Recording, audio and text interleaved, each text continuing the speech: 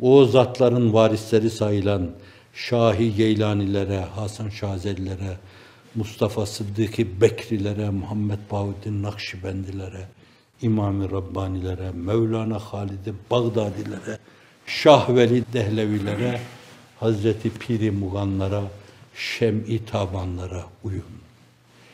Dünyaya geldiler adeta bir kefenle, giderken de bir kefenle gittiler.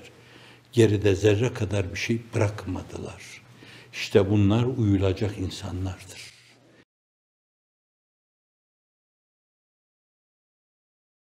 Enerjimizi hep iyi şeyler yapmaya sarf etmeliyiz. Dağılmamalıyız. İnsanın belli bir gücü vardır. Belli bir zihni kapasitesi vardır. Belli bir fikri kapasitesi vardır. Belli bir aklı kapasitesi vardır. Belli bir mantıki kapasitesi vardır. Belli bir muhakemeye ait kapasitesi vardır. Şuraya buraya dağıldığı zaman insan esas yapması gerekli olan konularda yaya kalır. Yapamayabilir onları. Bu açıdan da ille de beğenecekler sizi, beğenmeyecekler, takdir edecekler, edemeyecekler, teveccüh edecekler, edemeyecekler. Bunlara bakmamalı bence. Elimizden geliyorsa biz susuz çöllerde su olalım ve ırmaklar gibi çağlayıp duralım. İsterse başkaları zehir görsün onu, içmesin. Biz ayaklar altında hep toprak olalım. Toprak ol, toprak ki gül bitiresin. Biz toprak olalım, mümbit toprak olalım.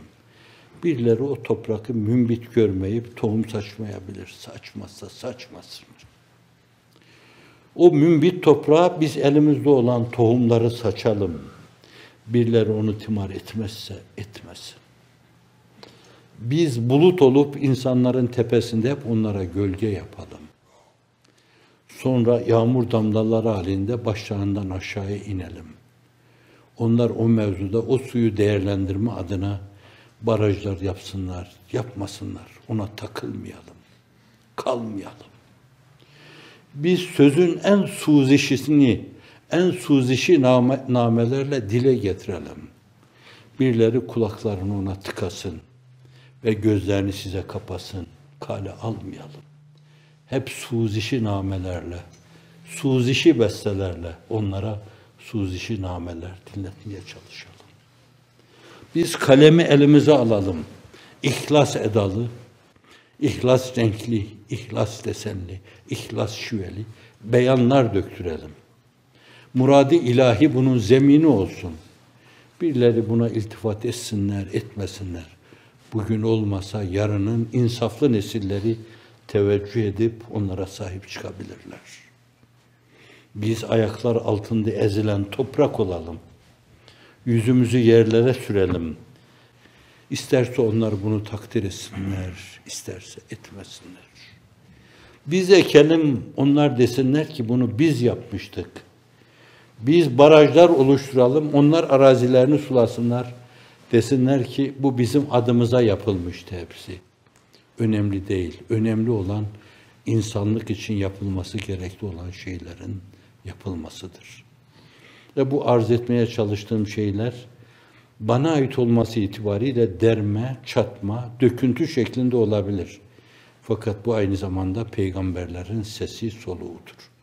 Ve ma es'elukum aleyhi min ecr in ecre illa ala rabbil alemin. Sizden bir mükafat istemiyoruz. Yaptık, ettik, ortaya koyduk.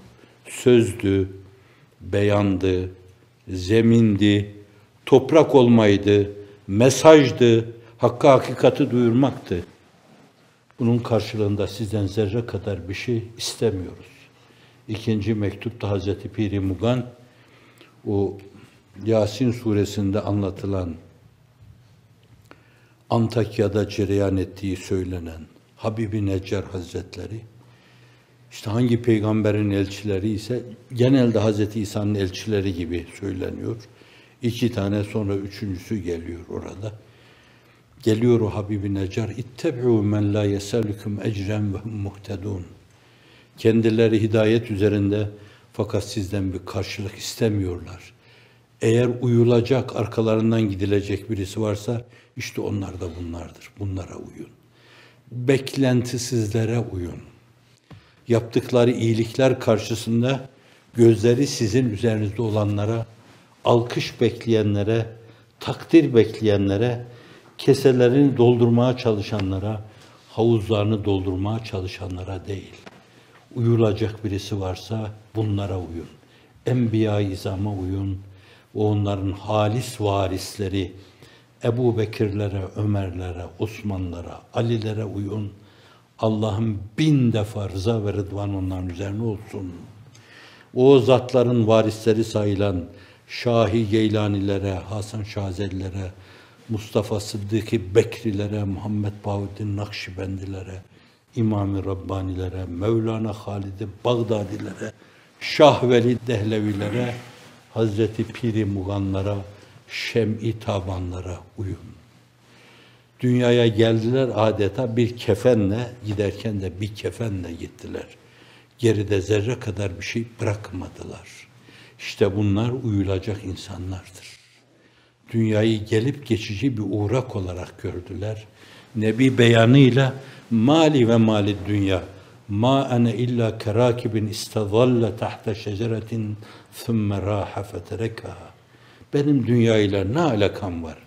Benim dünyayla münasebetim bir ağacın altında muvakkaten istirahat edip göç edip giden bir insan gibidir. Bir insanın haline benzer diyor. Böyle yaşayanlara uyun, böyle yaşayanlara uyulmalıdır.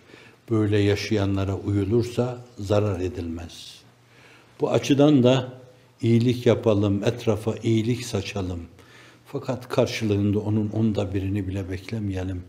Geçen de bir yerde geçtiydi yine. Bir mülahaza, bir mütalaa ile alakalı. Efendim, yaptık iyilik, bu tıpkı sadaka verme gibi, zekat verme gibi, iyilikte bulunma gibi, birini bir eve kavuşturmak gibi, birinin evine bir yol yapmak gibi, bütün bunları yaptıktan sonra ama kavli, ama fiili, ama tavırlarla, ama davranışlarla gözünün içine bakarken mimiklerinle ben sana yol yapmıştım. Hani ev yapmıştım ya böyle bile ifade etmek suretiyle minnetle yaptığın iyiliği iptal etme. Değersiz hale getirmiş olursun. Onun değer kazanması bu mevzuda senin o mevzuda tavırlarınla, davranışlarınla şöyle böyle bir minnet tavrı içine girmemene bağlıdır. Kur'an-ı Kerim diyor: La tubtilu sadakatiküm.